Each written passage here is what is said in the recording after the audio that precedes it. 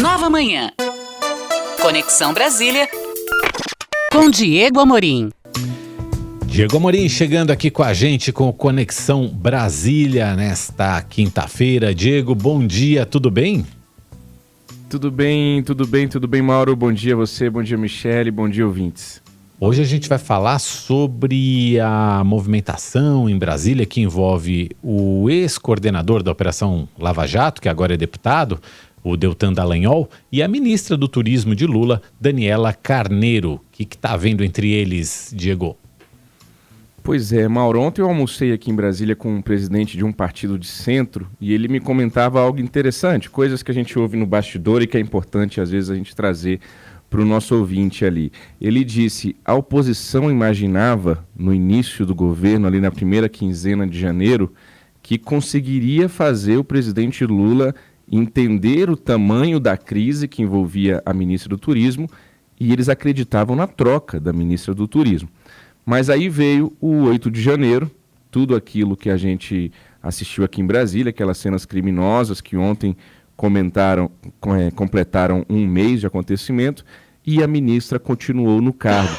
Nós estamos falando da Daniela Carneiro, que é até interessante, ela mudou o seu nome político quando ela entrou para o governo Lula. Ela era Daniela do Vaguinho, esposa do prefeito de Belford Roxo, no Rio de Janeiro. Esse nome político que traz um machismo enorme, né? A Daniela do Vaguinho, é a Daniela do marido dela. Mas ela sempre foi conhecida assim, sempre foi chamada assim no parlamento, na Câmara dos Deputados, mas quando foi para o governo Lula, acho que não pegaria bem ser chamada de Daniela do Vaguinho, e aí ela passou a se chamar então Daniela Carneiro, usando um de seus sobrenomes. Logo na virada do ano, no início do governo, surgiu a primeira polêmica envolvendo a ministra do Turismo. Ela é ligada a milícias na região de Belford Roxo, lá onde o marido dela é prefeito no Rio de Janeiro. E é ligada mesmo, ela recebeu o apoio público de milicianos.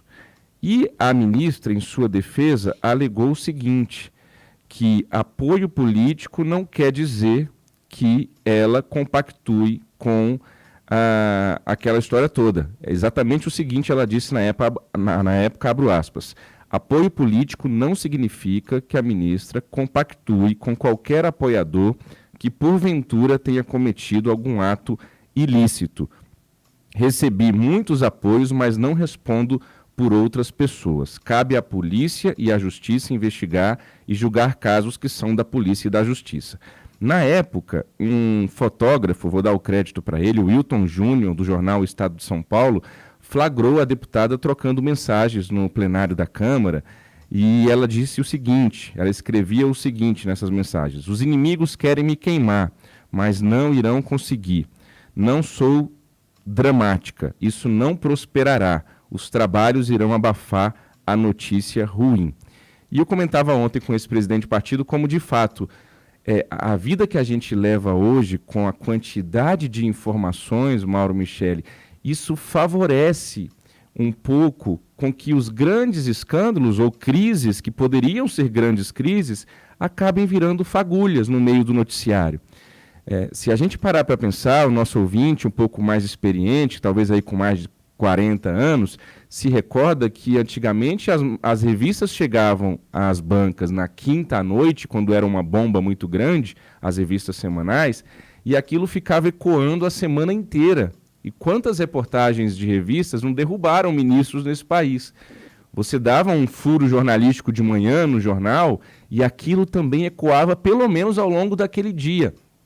Hoje, com essa loucura que a gente vive de informação a todo instante, a cada piscar de olhos, sai uma polêmica de manhã, na hora do almoço morreu alguém famoso, ou aconteceu uma outra coisa, um terremoto na Síria, e aquilo vai ficando para trás, e os políticos sabem disso. Conversava isso ontem com esse político aqui em Brasília. Eles se aproveitam disso. E aí dizem, não, deixa passar que daqui a pouquinho o noticiário vai avançar e esse assunto vai ficar para trás.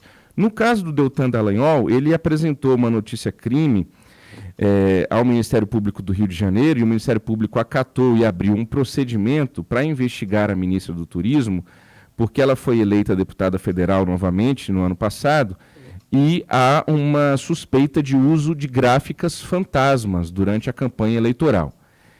Para isso, a ministra respondeu o seguinte, em forma de nota oficial. Ela disse que o deputado Deltan Dallagnol parece ter importado o mesmo modus operandi questionável de sua atuação como promotor, ela está se referindo à Lava Jato, o Deltan foi coordenador da Lava Jato, ao tentar atribuir culpa a inocentes com base apenas em hipóteses. Ora, se nós temos algumas hipóteses, seja o Deltan Dallagnol ou qualquer outra pessoa, e os deputados do PT também fazem isso com uma certa frequência, apresentam notícia-crime para o Ministério Público investigar aquelas hipóteses. Mas aí já vira aqui uma discussão política pelo fato do Deltan ter sido coordenador da Lava Jato e ela ser uma ministra do presidente Lula. Então ela ataca o Deltan ao se defender da questão dessas gráficas fantasmas que o Ministério Público vai ter que apurar. Seja o Deltan, seja o José, seja o Mané, seja quem for que pediu essa investigação. Se o Ministério Público acolheu e abriu o procedimento, que se investigue. Para a gente avançar no meu comentário, Mauro Michel, eu trago outro exemplo de um outro ministro do governo Lula, que é o Juscelino Filho, ministro das Comunicações. A gente já noticiou aqui também no Nova Manhã. É um furo do jornal O Estado de São Paulo, que acompanhou e acompanha de muito perto a questão que envolve o chamado orçamento secreto, e recentemente veio à tona o fato de que o ministro utilizou o orçamento secreto para beneficiar estradas lá de uma fazenda da família dele, no Maranhão. E a resposta dele também à época é muito interessante, minha gente. Ele diz o seguinte, abro aspas para a aspa dele.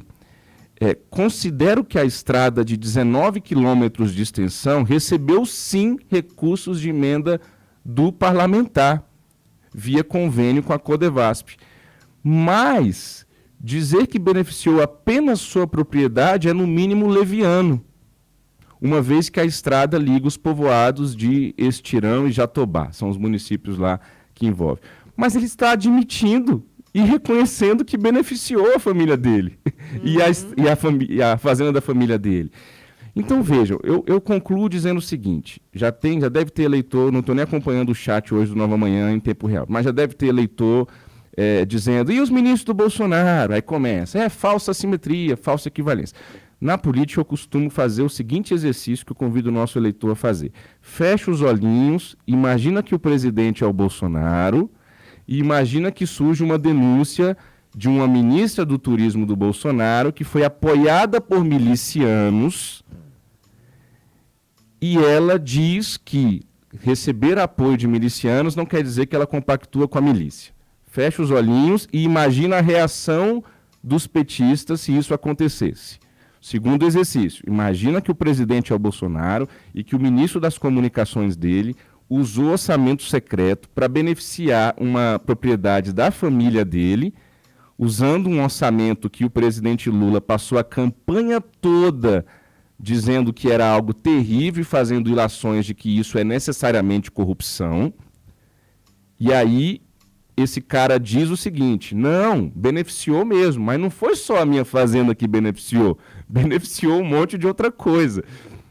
Imagine qual seria a reação da oposição se fosse o caso.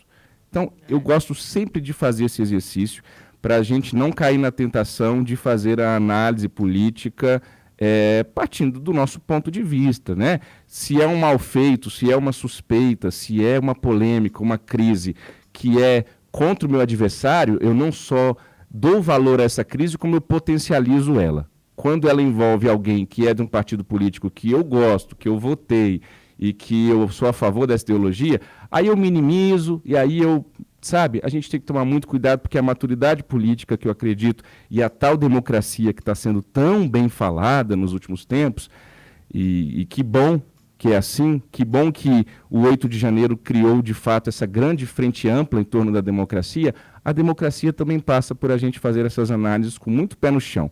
Para finalizar, eu lembro que antigamente, quais eram os grandes escândalos em Brasília? Eram a tapioca do ministro Orlando Silva, que era ministro dos Esportes, lá no início, no governo do PT, anos atrás, que ele gastou R$8 com cartão corporativo numa tapioca aqui numa lanchonete da Asa Norte, em Brasília. E aquilo ficou um mês no noticiário. O Rolando Silva ficou ouvindo tapioca de R$8 durante muito tempo. Outro caso, Cristóvão Buarque era senador e ele emprestou o celular corporativo dele para a filha dele para a Disney. Aquilo vazou e virou um grande escândalo na época, eu não sei se vocês se recordam. Os nossos escândalos hoje, eles são, do ponto de vista factual, cada vez mais graves e maiores. A tapioca do Orlando Silva, eu tô até com dó, tô quase ligando pro ministro, falo, ministro, vem comer uma tapioquinha de R$8, vem comer, Até porque hoje ela tá no mínimo uns 15, R$20 uma tapioca, né? Exatamente, Michele. Só para ilustrar, para dizer que os escândalos estão ficando maiores e eles estão passando mais rápido e a gente está encarando e a vida está seguindo. A culpa é de quem? A culpa é de todo mundo, a culpa é até da gente que entrou nessa noia de informação a todo instante, né? E aí concluo como eu comecei. Essa coisa de informação a todo instante, não tem jeito, é um caminho sem volta, eu acho, mas aí as coisas, isso não é tão grave assim, ou então, nossa, é tão grave, mas daqui a pouquinho já tem uma dança do TikTok que já está viralizando mais do que isso. E a gente esquece, por aí vai. É complicado. Em um governo normal, esses dois casos que a gente relembrou hoje, tanto da ministra do Turismo quanto do ministro das Comunicações, estariam afastados, gente. Estariam afastados até que isso fosse solucionado.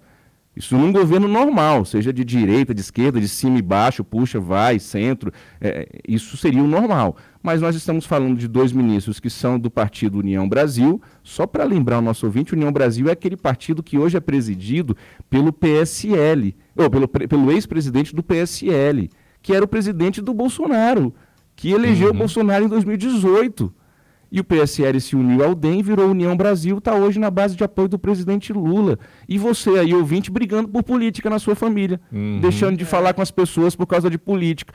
E o presidente do partido que criou a candidatura do Bolsonaro em 2018, hoje está mandando em boa parte do governo Lula, indicando dois ministros que estão enrolados.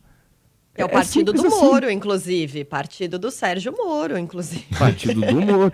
Então, olha a incoerência, que não é só do PT, tá? É de todos os partidos, é de todo político. Olha a incoerência. O cidadão fez toda uma ficha, um pente fino para todos os cargos. A gente viu aí noticiar nessa virada de ano, delegados da Polícia Federal que foram indicados, depois desindicados da PRF, porque acharam um post do cara falando da Lava Jato. E aí o PT barrou essas nomeações. Mas tem uma ministra que foi apoiada por milícias. Isso aí, essas incoerências, né? eu acho que a pressão popular é importante, mas independentemente disso, da pressão popular, da imprensa, as instituições têm que funcionar, né? De fiscalização, judiciário. E tem um fator a mais, que é o seguinte, o presidente Lula tinha que afastar esses dois ministros, porque o Lula, até por todo o histórico de tudo que aconteceu, dos escândalos de corrupção que aconteceram, que envolveram o PT, e aí tenha o Lula responsabilidade sobre isso ou não, precisa afastar para ganhar credibilidade para o governo. É uma jogada política arriscada? Porque a União Brasil tem muito voto no Congresso e o governo precisa desses votos no Congresso. Mas para ganhar a credibilidade do governo, esses dois ministros tinham que ser afastados, sim. Porque não dá. Tem o histórico também por trás, que não pode ser desprezado.